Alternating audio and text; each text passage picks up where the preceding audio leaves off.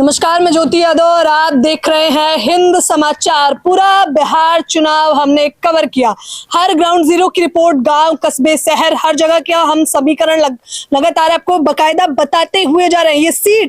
ये सीट बेहद अहम है और हम आपको बता देंगे यहाँ के प्रत्याशी के बारे में आप बखूबी जानते भी होंगे, काफी चर्चित चेहरा भी रहे हैं ऋषि यादव। हालांकि वो हमें समय की व्यस्तता की वजह से नहीं मिल पाए हैं, तो हमें लगा कि उनकी पत्नी से सीधे बातचीत कर ले जाए। कैसे देख रहे हैं अभी, क्या समीकरण बनता दिखाई दे रहा है मतदान से ठीक पहले?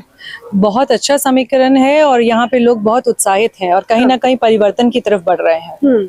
ये पूरे बिहार का समीकरण बता रही हैं, मुख्य तौर पर इस विधानसभा का? पूरे बिहार का समीकरण है। डेफिनेटली यहाँ पे लोग चाहते हैं कि जो 20 साल से निकम्मी सरकार है, जो यहाँ पे एकदम निरस्त हो चुकी है, जिसके मुख्यमंत्री जो है किसी भी डिसीजन को लेने के लिए एकदम असक्षम हो चुके हैं, उनको बदलने की तैयारी में है। अच्छा, इस क्षेत्र में जब आप दौरा कर रही हैं, लोगों से बातचीत कर रही हैं, तो मुख्य तौर पर महिला हूँ तो महिला की बात करेंगे कि क्या कुछ रणनीतियां बनाई हैं आप लोगों ने? महिलाओं के लिए देखिए, हमारे जो नेता प्रतिपक्ष तेजस्वी यादव जी हैं, वो हमेशा ही महिलाओं के प्रति संवेदनशील रहे हैं और उनका ये मानना है कि अगर वो सरकार में आते हैं तो हर महिला को 2,500 रुपये प्रति माह माई बहन योजना के तहत दिया जाएगा। तो ये बहुत बड़ी घोषणा है उनकी तरफ से, जिससे कि महिलाओं को आर्थिक रूप से सशक्त करने की वो बात कर रहे हैं। और अगर एक महिला आर्थिक रूप से सशक्त होती है तो मुझे लगता है उसे पूरे परिवार के ऊपर में इसका असर पड़ता है। अच्छा, बिहार में आपने एक मुख्य बात कही, आपने कहा जो सरकार रही है उससे लोग खासा नाराज हैं। किन मुद्दों से नाराजगी आपको लगती है? सबसे बड़ा मुद्दा तो बेरोजगारी का है। जो नवयुवक हैं, जो पिछले 20 साल के अंदर में अब युवा हो चुके हैं, उनको भी नौकरी अभी तक नहीं मिली है। पीछे वालों की तो बात ही छोड़ दीजिए। तो ये बेरोजगारी सबसे बड़ा मुद्दा है यहाँ पे। और हमारे नेता का ये मानना है कि अगर आदमी के अंदर में जिज्ञासा हो किसी चीज को करने के लिए तो वो जरूर कर सकते हैं। तो हम लोग रोजगार की बात कर रहे हैं और हमारे उसके अंदर में चुनावी मुद्दे में भी ये चीज है कि अगर हम लोग सरकार में आते हैं तो हम लोग हर घर के अंदर में जिसमें सरकारी नौकरी नहीं है उसके अंदर में सरकारी नौकरी देने का वादा किया है। अच्छा, तेजस्वी यादव ने अभी कुछ मिनटों पहले ही एक प्रेस कॉन्फ्रेंस भी की है, बाकायदा हमारी टीम ने उसे कवर किया है। उन्होंने एक बार फिर से वोट चोरी का मुद्दा उठाया है। तो क्या जमीनी स्तर पर भी आप लोग जब टटोल रहे हैं तो ऐसा कुछ पा रहे हैं? जी हाँ, बहुत सारे लोगों के कंप्लेंट आ रही है कि उन लोगों का नाम वोटर लिस्ट में नहीं है। तो ये तो बहुत बड़ा मुद्दा है, क्योंकि संविधान के साथ में खिलवाड़ हो रही है ये तो।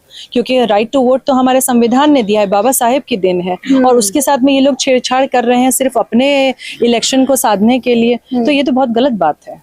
तो आप कैसे बचाएंगे? अगर आप लोग कह रहे हैं, बार बार आप लोगों ने यात्रा भी निकाली, आपने आरोप प्रत्यारोप लगाए, संसद भी मैंने कवर किया, हमने देखा कि कितना जमकर हंगामा किया गया। अब वोट चोरी अगर आप आरोप लगाते हैं तो वोट बचाएंगे कैसे? हम लोग प्रोटेस्ट कर रहे हैं। वैसे हम लोगों ने बहुत सारी डीएम से भी बातचीत हुई है और हम लोगों ने रिटन कंप्लेंट भी की है इस चीज को लेके। तो उम्मीद है कि कुछ ना कुछ इसके अंदर में निकल जाएगा हल, कि भाई पुरानी वोटर लिस्ट के अंदर में अगर आपका नाम है तो उन लोगों को एकोमोडेट किया जाए इस इलेक्शन में भी।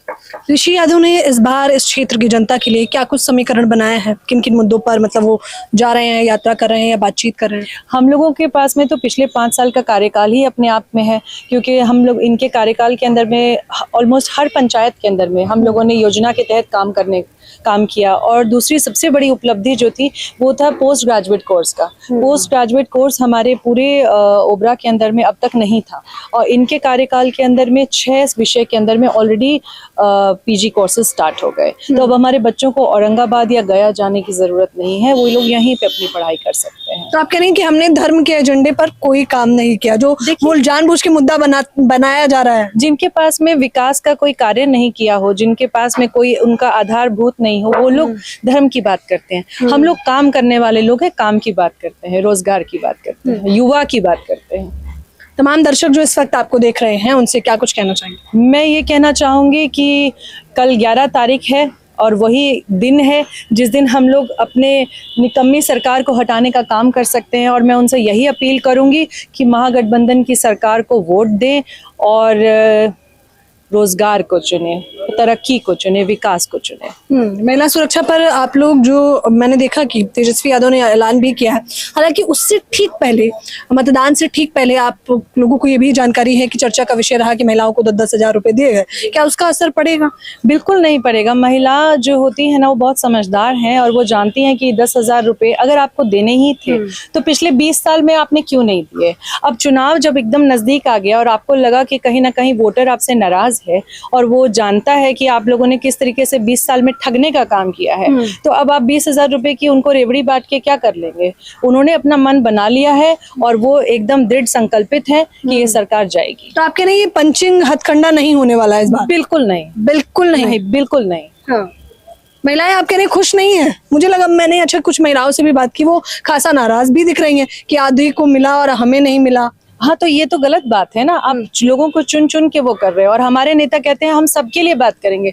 हमारे नेता समाज के लिए बात करते हैं, जो निचले पायदान पे जो लोग हैं, वंचित समाज के लोग हैं, उनके लिए आवाज उठा रहे हैं।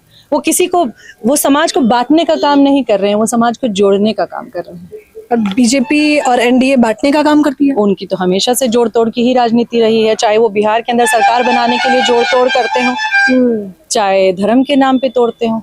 लेकिन कहा जा रहा है इस बार एनडीए बेहद मजबूत है, नीतीश बाबू भी नाराज नहीं है। पता नहीं कौन सा ख्याली पुलाव पका रहे हैं, हमें तो नहीं दिख रहा है। खैर, कल मतदान है और मतदान से ठीक पहले ये चर्चा करना बेहद आवश्यक था। तमाम दर्शकों को भी ये पता चलना चाहिए कि जहां एक तरफ एनडीए सरकार बार बार जो है धर्म के एजेंडे पर इस बार सरकार चाहती है, तो वहीं तेजस्वी यादव ने तमाम बड़े ऐलान किए हैं, जैसे शिक्षा हो गया, स्वास्थ्य हो गया, रोजगार हो गया और मुख्य तौर पर महिला सुरक्षा का मामला हो या फिर उन्हें आत्मनिर्भर बनाने की बात हो। फिलहाल इस खबर के बारे में हमें से बातचीत करने के लिए आपका बेहद शुक्रिया। शुक्रिया, धन्यवाद। कैमरामैन नावेद के साथ ज्योति यादव, हिंद समाचार।